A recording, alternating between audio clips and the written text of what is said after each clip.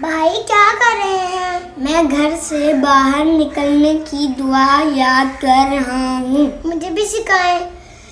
بسم اللہ بسم اللہ توکلت علی اللہ لا حول ولا قوت الا باللہ. کیا آپ کو یہ دعا پہلے سے آتی تھی؟ ہاں مجھے تھوڑی آتی تھی. تو مجھے بھی سنائیں. بسم اللہ توکلت علی اللہ لا حول ولا قوت الا باللہ. آپ کو پتا ہے اس دعا کے کتنے فائدے ہوتے ہیں؟ نہیں. آپ نے وہ والی ویڈیو تو دیکھی ہوگی.